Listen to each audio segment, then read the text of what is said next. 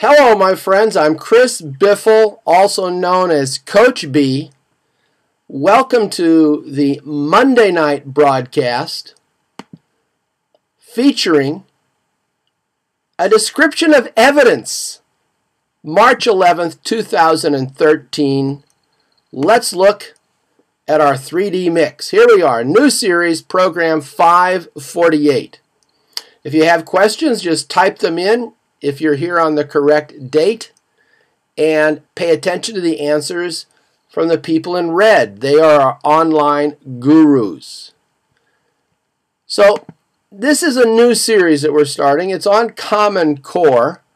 Anybody out there nervous about Common Core? We're not nervous. I think we've been doing Common Core for about a decade. We're glad the country's catching up with us whole-brainers. These are a new kind of video, a new kind of lesson. They're electronic lessons. You just pop the PDF in your computer and let me and the mind giants do the teaching for you. So here's how we start. This is a whole brain teaching 5-step lesson on evidence for K-12 students. So this is our 5-step lesson plan.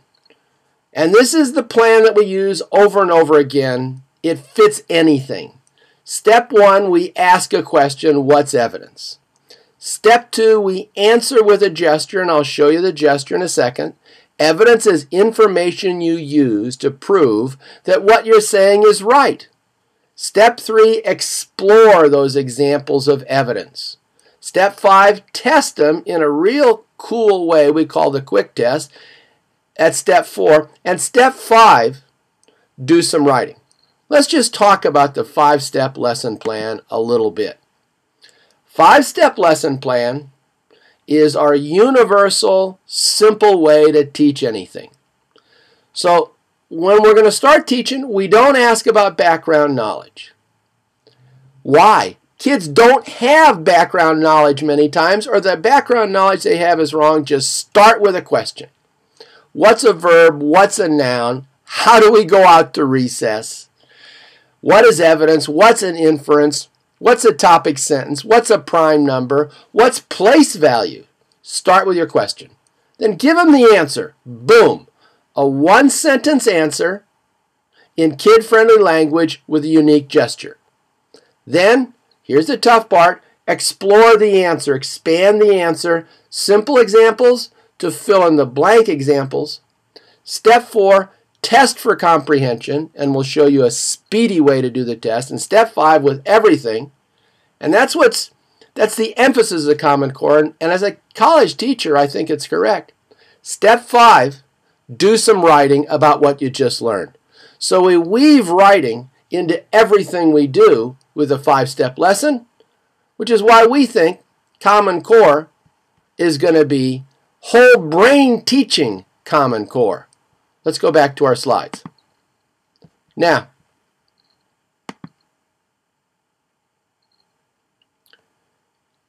your kids need to know class yes, hands and eyes, mirror words, a scoreboard, teach okay, and the 5-step lesson. It's built right in. Here's another new point. Listen to me. I have made a PDF that teaches your kids class yes, hands and eyes, mirror words, a scoreboard, and teach okay. That PDF will be posted in the next week or so. So you don't even have to teach your kids these 5 techniques. Let me teach for you. All I ask is that you sit in the back of the room and drink foamy lattes. Will you do that for me? Let me teach your kids. I love to teach. Here's some California Clear to you and me. Here we go. Now,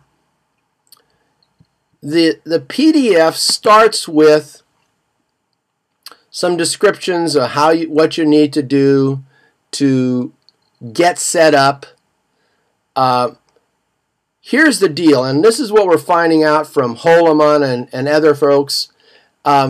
You tell the kids, listen, let me go full screen on this.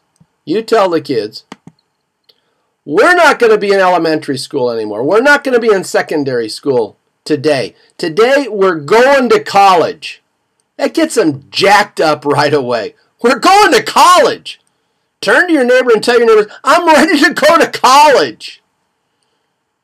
And you're going to be taught by a college professor. His name is Coach B. So that's the hook. This is a college lesson for you kindergartners. This is a college lesson for the second graders. This is a college lesson for you eighth graders. And that's the hook. And kids love to think about being someplace much higher than where they are. Back to the slides. Now, on these slides, I start with some samples. I'm not going to go through each of these tonight. All you have to do is just note that I give some directions on how to use the slides down here in gray. And all the directions are the same. They just tell you, this is how you use hands and eyes. This is how you use mirror words. All of these at the very start are just directions for you. You don't show it to the kids. The only thing I want to emphasize is this. When Coach B says mirror words, you've got to speak slowly. You're not going to say, our question is what is evidence? Our answer is evidence is information. No, you say mirror words. And they say mirror words. Then you say, our question is. And they say, our question is. What is evidence? What is evidence? Speak slowly in short little pieces and just use any gestures that come up.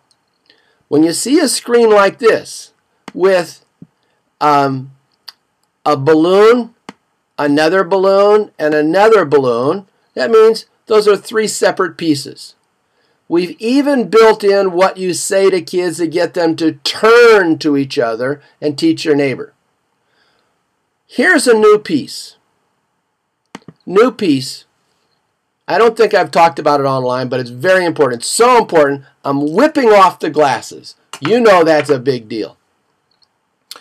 In the past, we've emphasized turn to your neighbor, full turn, big gestures, and keep repeating over and over what we've just said. That's still in force, but what we really want to see is we want to see the smiling faces. You tell them, if you want a smiley, be a smiley. We want kids to be happy while they're learning. We want to penetrate down into the deep brain's core. That's where our emotions are, down the limbic system. We want to penetrate down into that core where the happy vibes live. They're happy, we're happy, happy makes happy. Our kids sometimes come from places that are not very happy. We encourage them to have fun, to smile. The classroom may be the most entertaining place they're going to be all day long. So emphasize smile, smile, smile. All right, back to our slides. This is all the introduction, shows you how to use stuff, and here's the exciting thing. I built the scoreboard right into the lessons. Yes. You don't even have to put a scoreboard up. I'll keep track right up on the screen. Or download our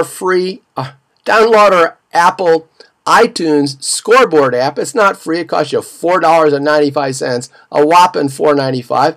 And you can use your iPhone or your iPad as a scoreboard. All right. So now we're about ready for the lesson to actually start, and here's how it looks. Boom, we start with a question. We emphasize the 5 steps. So the questions are going to always look something like this. And then Coach B says, I'm Coach B, your college professor. Rub your hands together and tell your neighbor, oh, sweet mama, I'm going to love going to Whole Brain College. Boom, let's just start off with a bang. Then I say, class, class. And your kids say, yes, yes. Oh, not fast enough, mighty groan.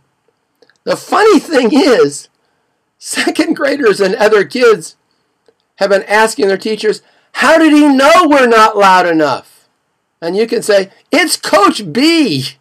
That's the way things are in college. And they give a mighty groan. Be sure it's fast. And then, not loud enough, another frowny face. Oh, that was much better. Mighty oh yeah. It looks like this. Oh yeah. And another one. Oh yeah. So as you go through the scoreboard, you'll note the scores are always going to turn out even. I'll go 2 frownies, 2 smileys, a smiley, a frowny. Then here comes Coach B again. Class, class. And now let's get them going. Exciting day today in Whole Brain College. Make a full turn to your neighbor, use big gestures, and repeat what I said over and over. And folks, when you see a bracket in these lessons, you don't say clap, clap. Let's look at the bracket here. Let me give you a close-up through the magic power of this software. You see right here where it says clap, clap? Don't say that, do it. Anything in brackets, you do. So it just shows you when to do the clap. And you know what? If you're tuning in tonight, you can use 3 claps if you want. You could use 4 or 5. What the heck, I'm feeling good. But that's where you insert them. Coach B comes back and says, class, class again. And now we pose our question. And bingo, bango, bongo, step 1 is over. Let's have a good time. Keep the units short, especially at the top. All right, I'm now to step 2. I'll stop for a second, see if I've got any online questions.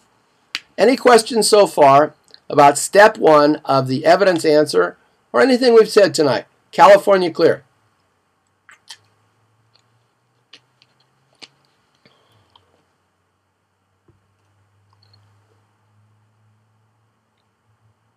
No question, says Geo Jerry. Giselle, how did it work? It was a hit. Fantastic, Giselle.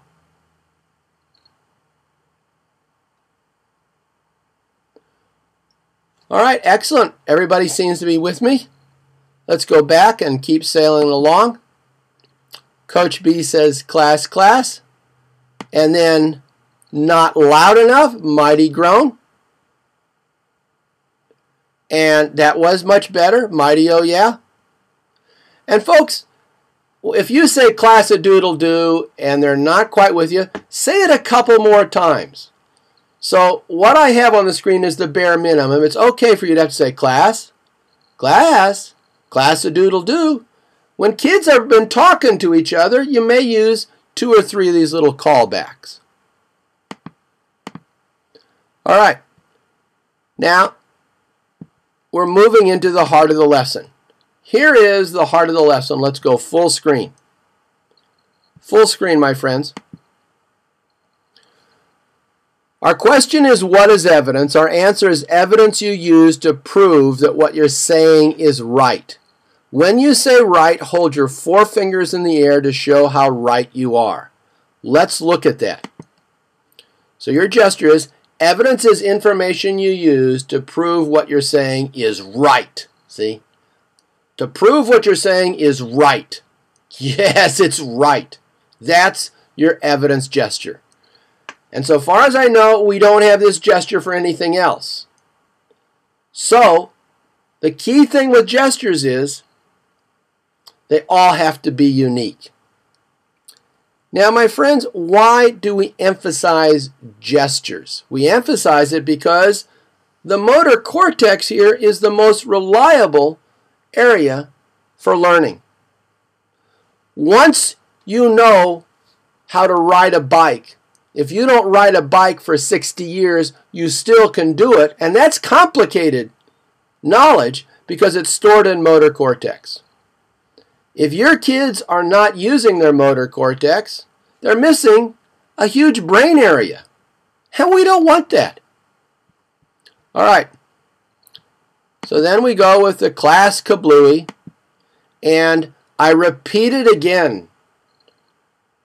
So now they've heard it about 4 times. The question and the answer. And bingo, bango, bongo, we finished 2 parts of the lesson. Move it along, my friend. I even had time to repeat a little bit. I'm starting now my step 3, which is to explore. Any questions?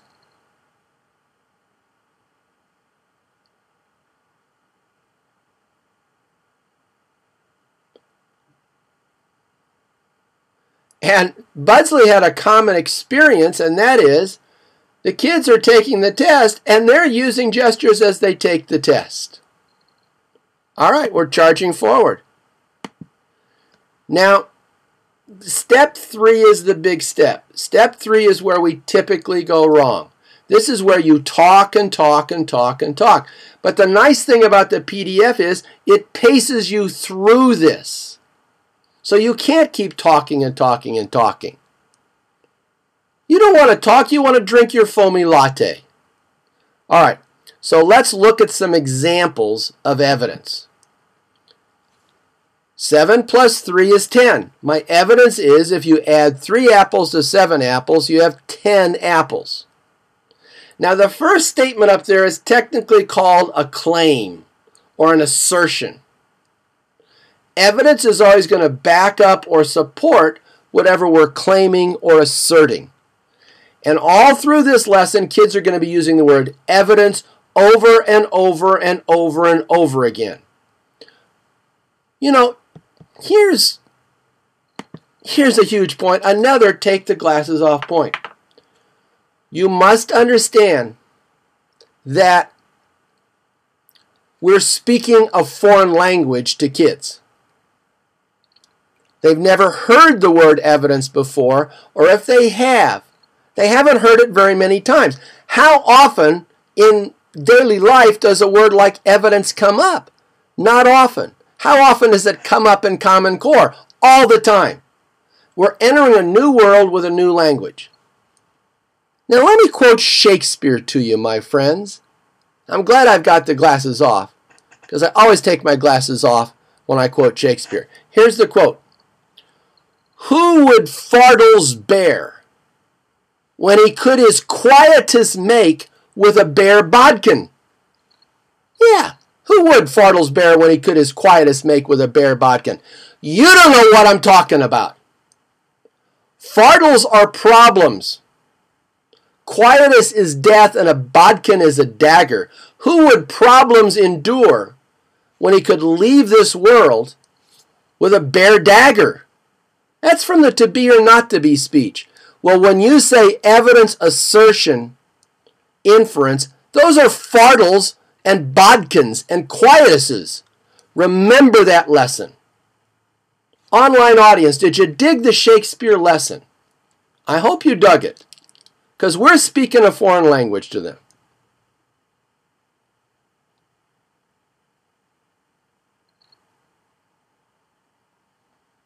All right. Thank you. I love Shakespeare too. Me and a few million other people. All right, let's go to our next lesson.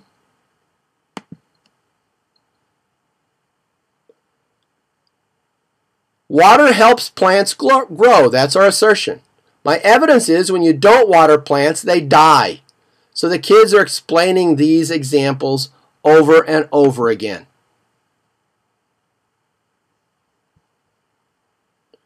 Another example, dogs run faster than kids. My evidence is if you race a dog, you'll lose.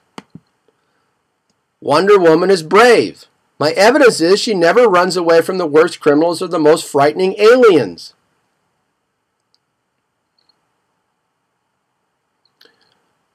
So, my friends, you're just showing them examples of evidence and getting them to explain these examples to their neighbors. We're going slow. You understand? Slow with lots of examples.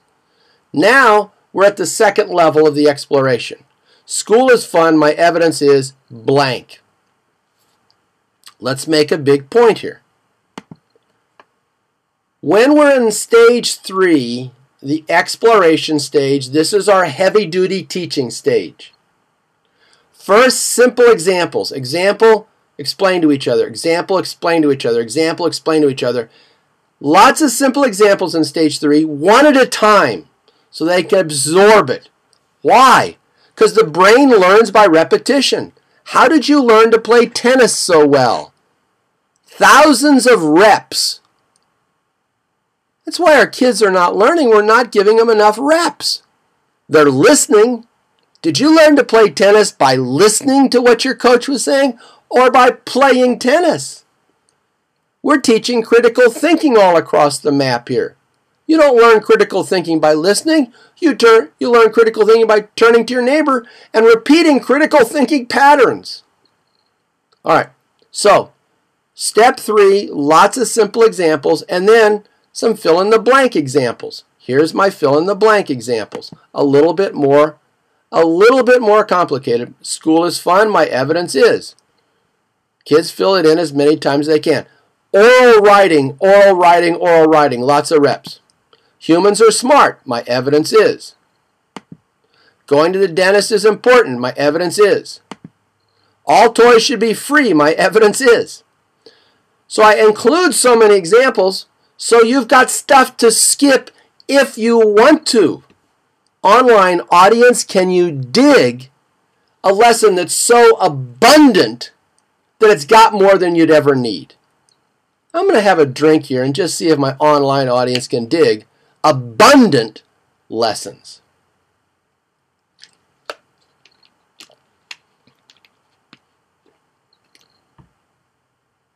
Chit, thank you. CW, Lori, all right, Lori. And you're right. Let's talk about, Regular talks about the cup running over. Let's just talk about that. My friends, you got 2 kinds of memory, short-term and long-term memory. Short-term memory can only hold 3 to 7 items. That's why phone numbers are limited to about 7 numbers. And if you throw in the area code, you start to get an overflow of short-term memory. Think of short-term memory as a cup that'll hold 3 ounces, and you've got a pitcher, and you can keep pouring information into that cup, and it'll just overflow.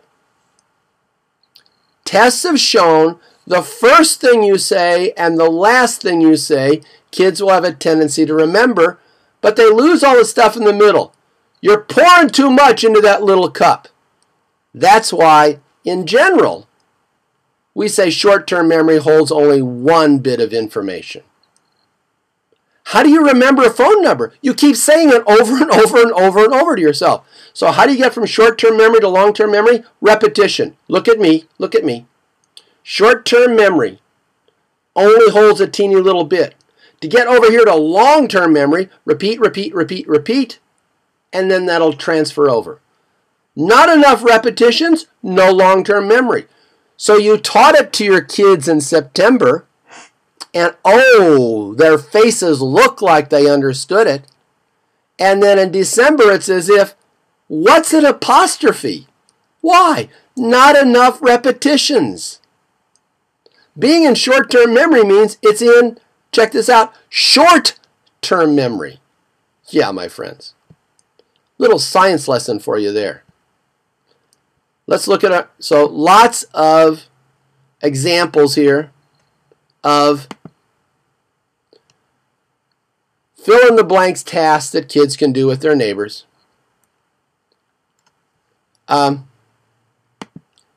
Kids watch too much TV. Everyone should get a flu shot. You can make up your own. Chocolate is the best snack. Let's get wildly controversial here. Chocolate is the worst snack. Class. Now we're going to introduce Big Dilly and Smarty Wonder Beak. Now, Kate has been using Big Dilly and Smarty Wonder Beak back on the East Coast, and you can see in some of her videos, Kate, post a link to one of your videos that talks about Smarty Wonderbeak. These are our cartoon characters that build critical thinking skills. So Big Dilly is on the left, Smarty Wonderbeak is on the right, and let's keep giving kids this repetitive experience. What evidence would you use to prove that kids with brown eyes are not smarter than kids with blue eyes? Here's my evidence. Kids with brown eyes are not smarter than kids with blue eyes because, and notice we're getting because in there. What evidence would you use to prove it's better to grow up on a farm than in a city? And a child is going to fill in with their neighbor evidence about that particular claim. Healthier to eat vegetables than meat. Lots of examples. Sunny days are better than rainy days. Now, and my friends, this is exciting. This is exciting for a college teacher. We're now going to talk about counter evidence.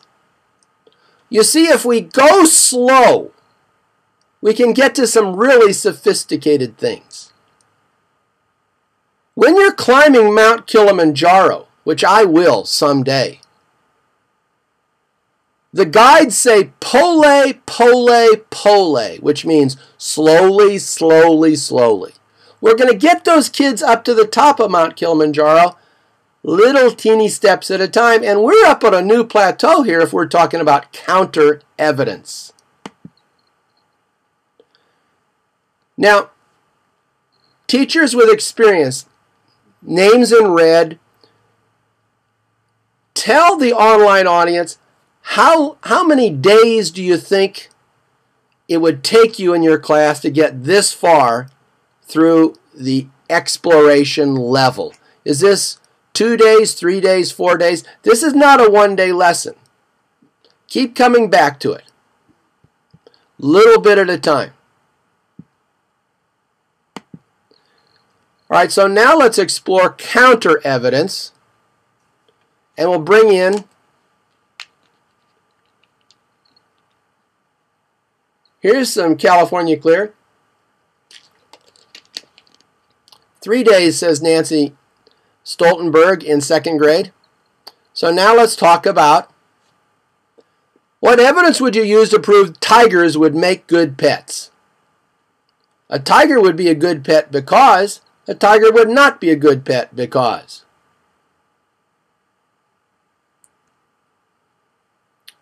All kids should have cell phones. Evidence and counter evidence.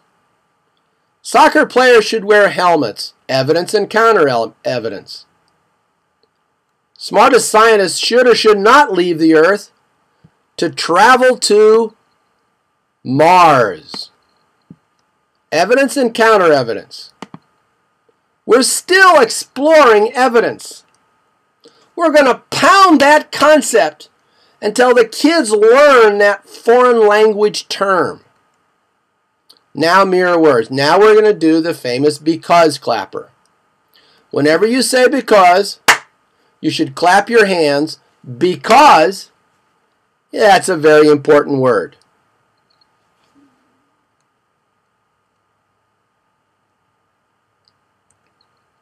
So now I teach the because clapper. Your kids may have been using it already.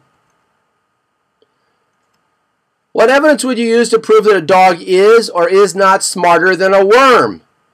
A dog is smarter than a worm because a dog is not smarter than a worm because. Now we're at a fairly sophisticated level.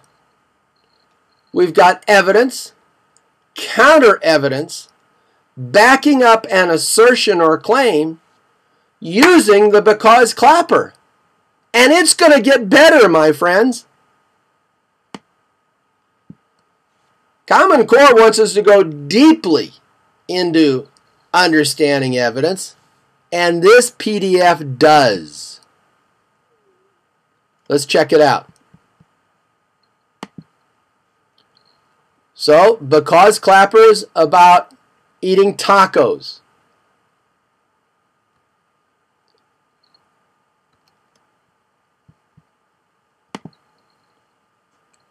Because clappers about whether girls are or are not smarter than boys.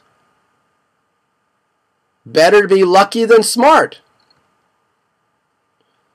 It's wrong to eat animals like chickens and pigs. No, it's not wrong to eat them. Let's get controversial. Doing math is more fun than video games. Now there's strong evidence and weak evidence.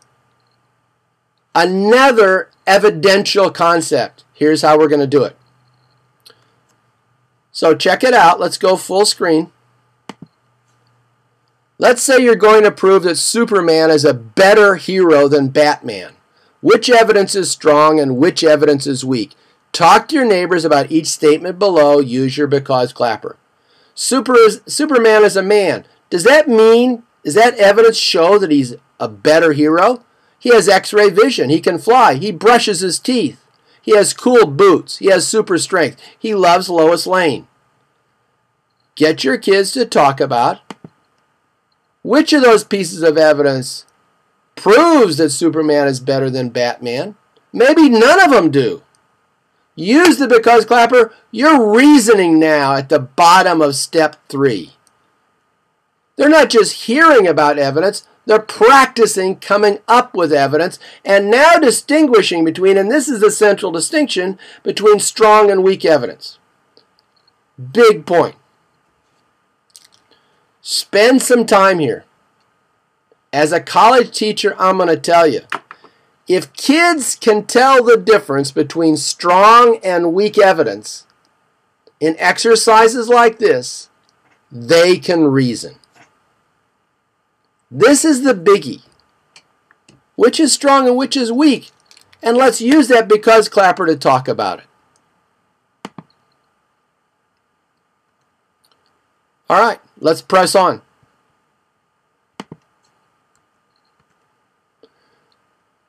Which is the worst job, mowing the lawn or washing the dishes? Which evidence is weak? Which is strong? Mowing the lawn makes you sweat. Mowing the lawn takes a long time. Mowing the lawn can be dangerous. Let's say we're going to try to prove skiing is more fun than swimming. Which evidence is strong? Which is weak? And now we've finished step 3. And now we're at step 4. Do not panic on the test. Do you notice I'm doing all the work for you here with this PDF? I even wrote the test. You're drinking. What are you drinking? Remember from the start I told you what you should be drinking? Oh, my stupendous, superific, outrageous, wacky, adorable, cutie class. Foamy lattes. That's right, Marianne.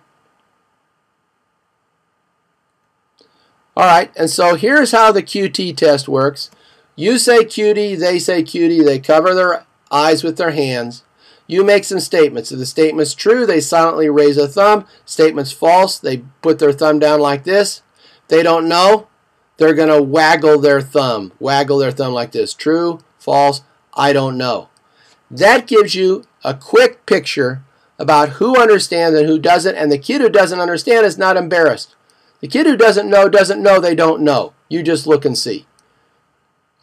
This is so much faster than writing stuff down.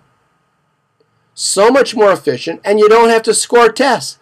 If 90% of your kids do not get 90% of these questions right, reteach it. There's plenty in this PDF to reteach.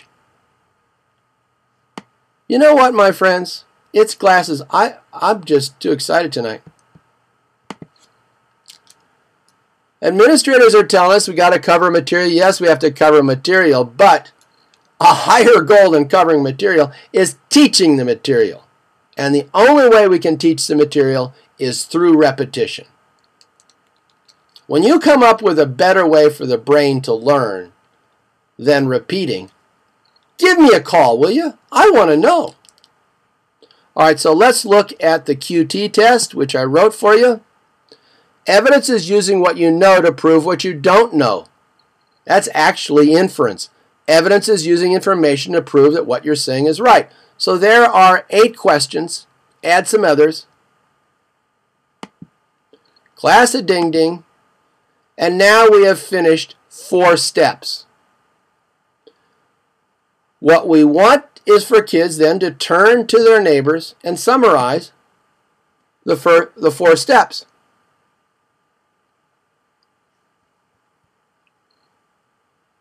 Next screen. We're already through step 4, and now step 5 is when we're going to write.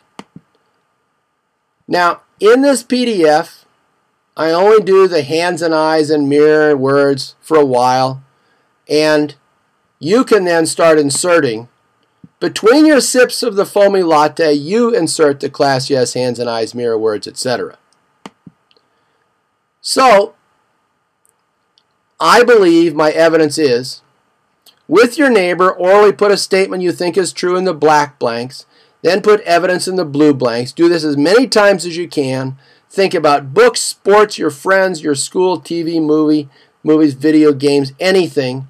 And I suggest that they do this orally, and then in some of these exercises you may want to have them start writing. So here's another one. Can you come up with 2 pieces of evidence? 2 pieces of evidence is called a double whammy. Oh ho ho! I believe football is dangerous. My first piece of evidence is some players have serious injuries. My second piece of evidence is that doctors have said football is dangerous. That's a double whammy. Here's another double whammy about Superman. He's a great hero because he fights criminals and because he saves people who are in danger. Here's a double whammy about cars. So then give them the blanks, color-coded. They're going to be writing down the words. My first piece of evidence is, my second piece of evidence. When they finish one, start another. And now, the triple whammy. Here's the triple whammy. Example. Diary of a Wimpy Kid is a great book. My first piece of evidence is the characters are funny. My second piece of evidence is the drawings are cool. My third piece of evidence is you can never guess what will happen next. My friends, as you tune into these broadcasts, you're going to see the triple whammy over and over again. We want kids to be able to take a topic and break it into 3 parts. That's the triple whammy. We're going to use the triple whammy lots of different ways. We can use it in a single sentence. I like bananas, oranges, and apples. That sets up a triple whammy. Next sentence about bananas, then about oranges, then about apples. There's an intro paragraph to an essay. The triple whammy is the core of our writing strategy. You'll hear about it every week. All right. Questions? All right, my friends, let's look at some more of these writing examples. Here's some more examples of triple whammies. You're going to show your kids these color-coded blue, green, red. Everyone should go to college. 3 pieces of evidence. Now, the thing is, with the triple whammy, they're hard to write, and kids will make one mistake over and over again. They'll put 2 things, and it looks like 3. I like apples, oranges, and fruit. See, fruit overlaps apples and oranges. Superman is strong, funny, and has a good sense of humor. Funny and a good sense of humor, we call that a clinker. That's what you have to teach. No clinkers. So once they can write a triple whammy, we'll show you in the programs coming up how they can unpack those into an essay. Now, let's build it into a longer paragraph. There are 3 kinds of evidence that show this is true. A clinker, my friends, I'll talk about in a second. First, and then another sentence about blue evidence. Second, another sentence about green evidence. Third, another sentence about red evidence. Let's talk about the clinker again. Very important. A clinker is when you take a subject and it looks like you've divided it into 3 parts, but 2 of the parts overlap. Whole brain teaching is fun, educational, and it teaches you a lot. Educational and teaches you a lot are overlapping. Those are clinkers. This is a triple whammy. Whole brain teaching is fun, effective, and free. You dig that? Fun is one thing, effective is a complete another, and free is the other one. Then they got a triple whammy. Then you can write about fun, you can write about effective, and you can write about free.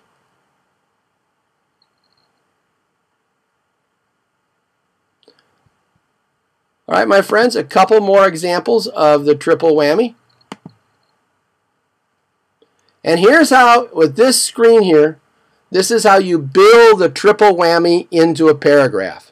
I'm going to focus on this right now, my friends. Check it out. This is where you're going. And we can get second graders pretty close here. And we've got a way to get kindergartners. So they make a claim in the black line. There are 3 kinds of evidence that show this is true. First, second, and third. That's their first paragraph. Then they're going to add a paragraph about their blue evidence, another paragraph about their green evidence, another paragraph about their red evidence, and then a concluding paragraph. There's the essay. Bingo, bango, bongo.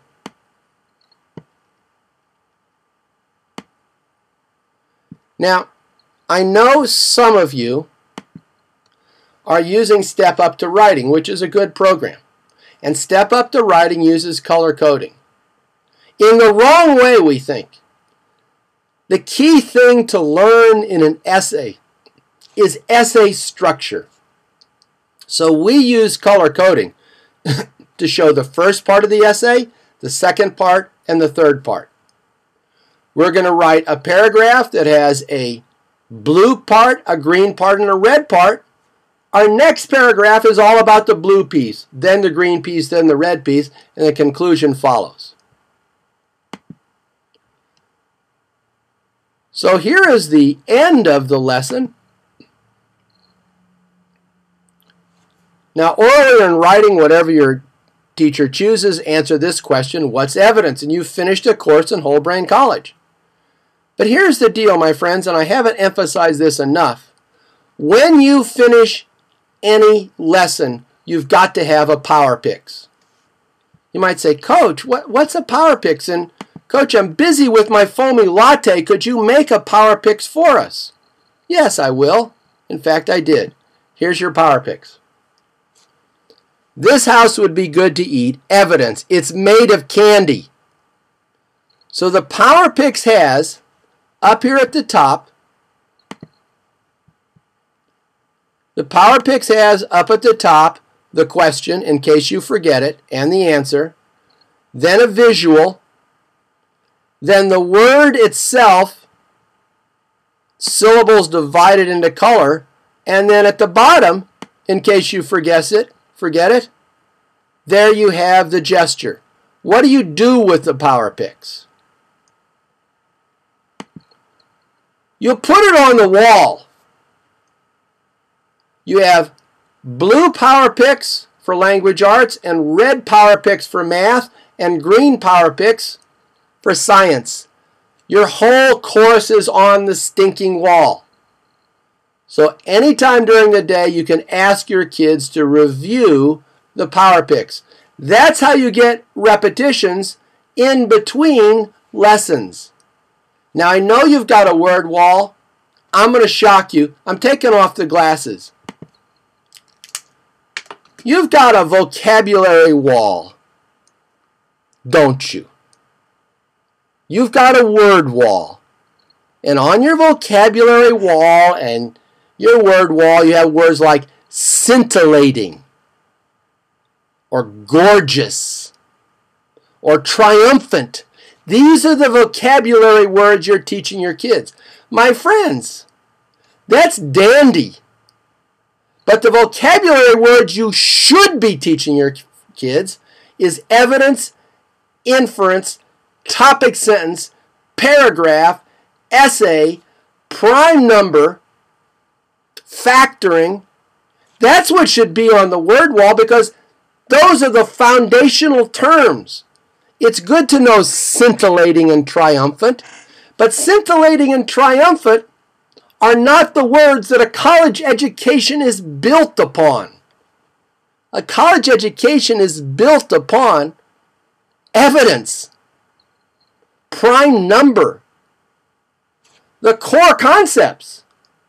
People tell me, I don't have enough room for power picks.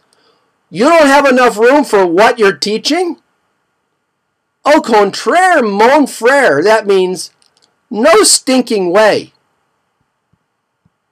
Everybody dig what I'm saying about the word wall and the power picks. All right, my friends. Now, here's the deal. You would like a copy of this webcast.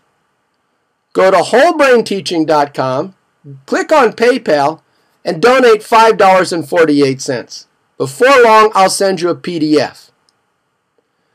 But the PDF I send you is going to have a certificate in it testifying that you watched the show. You can use it for professional development. Now, here's the incredible deal. If you don't need the certificate, or you're chintzy, and you'd like it for free, if you go here,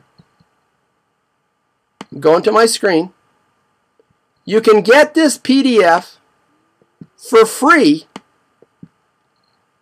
by logging in. Here I've logged in, and go up to free ebooks, Common Core,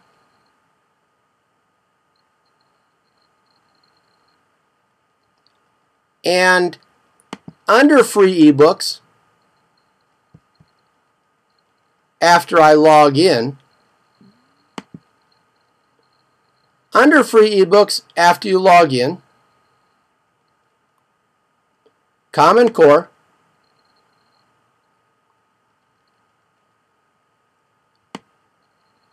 right down here, there it is. Download it right tonight, no waiting.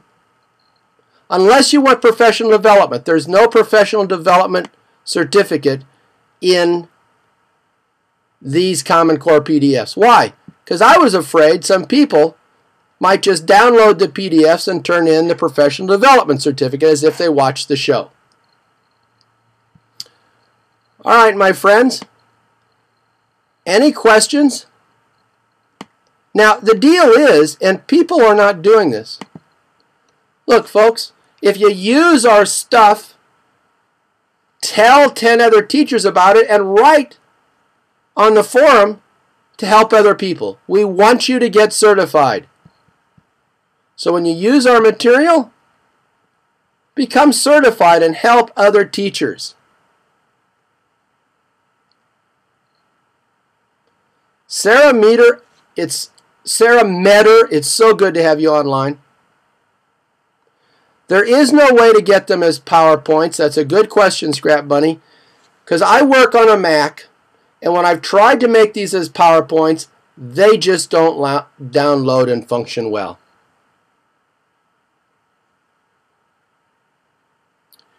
My friends, give me a few more questions. I love tonight. Who would like to know what's on for next week?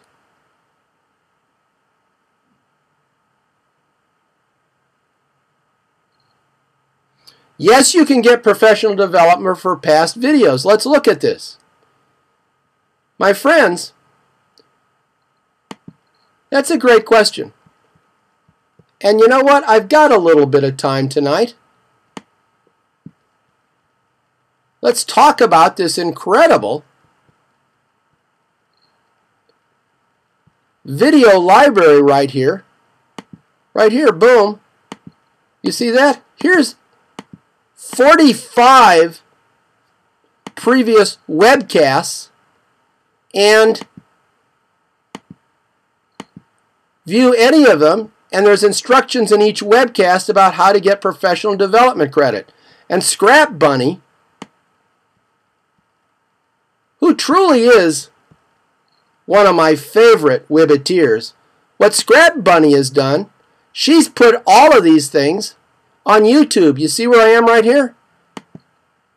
So Scrap Bunny takes these webcasts, which takes a long time, and uploads them to YouTube.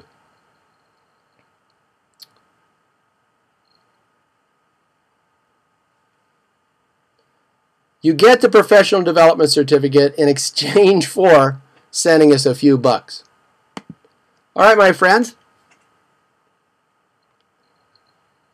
Listen, putting those, I'm going to tell you the truth. There's a ton of work for Scrap Bunny. First, you got to download an hour video off the internet and then upload it to YouTube. That takes like about 6 months. And Scrap Bunny has done it 46 times. Scrap Bunny, you're spreading. When am I going to get to meet you? Are you coming to Huntington Beach?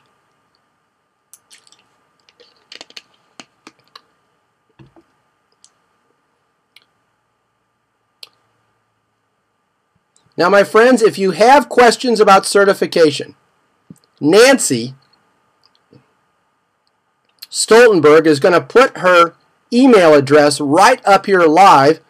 Nancy, put your email address up there so that people can email you and ask you questions about becoming a whole brain teaching certified instructor. Perhaps, folks, you could become a certified presenter.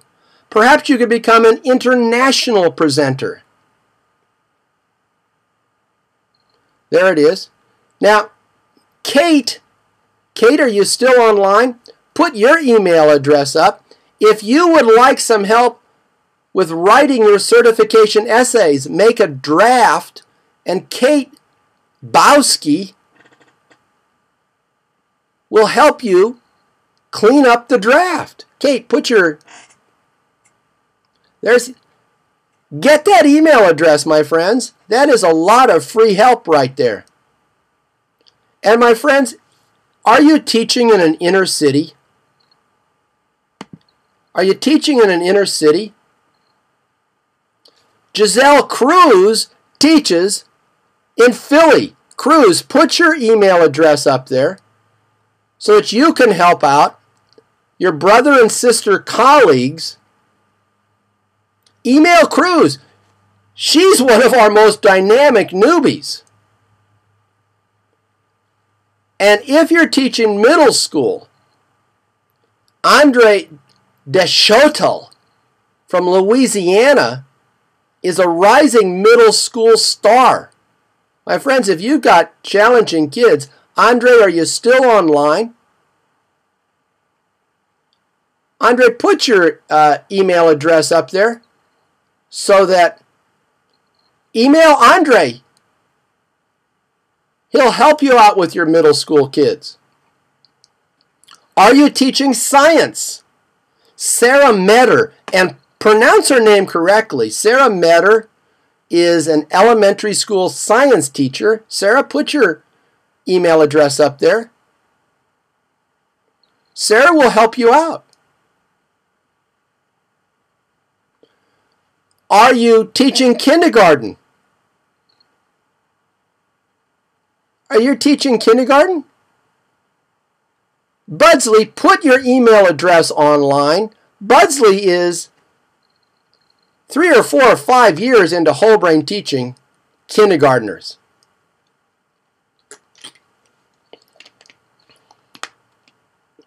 You're teaching second grade? You can't do better than Nancy Stoltenberg. Nancy, put your address up there for second grade. Art. Art is a good question. We need a whole brain teaching art specialist.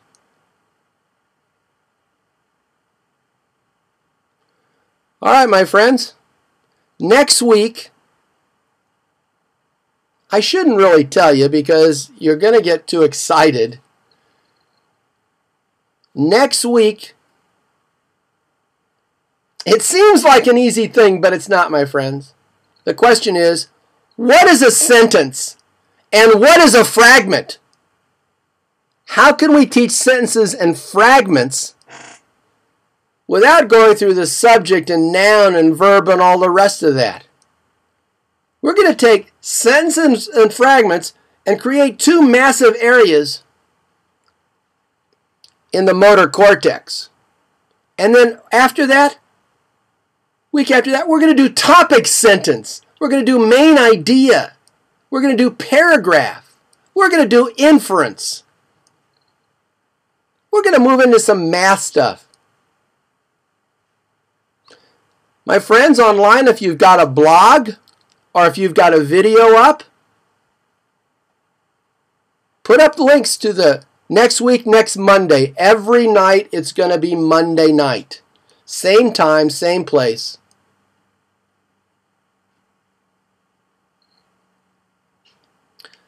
$5 p.m. West Coast. My friends, just a personal word here, you who are regulars. Scrap Bunny. Now, if you're going to enter the March video contest, send me a link and I'll review the video and make some suggestions. How do you contact me? Here's how you contact me. You don't even have to write it down. Up here where it says contact us, I'm us.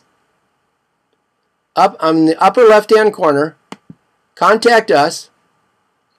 And right here,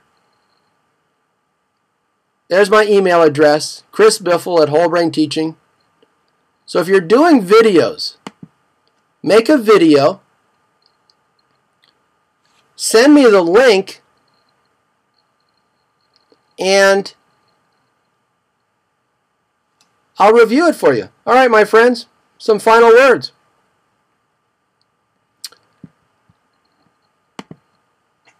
My family is still in need of your prayers. We've felt the effect of prayers over the last 6 months.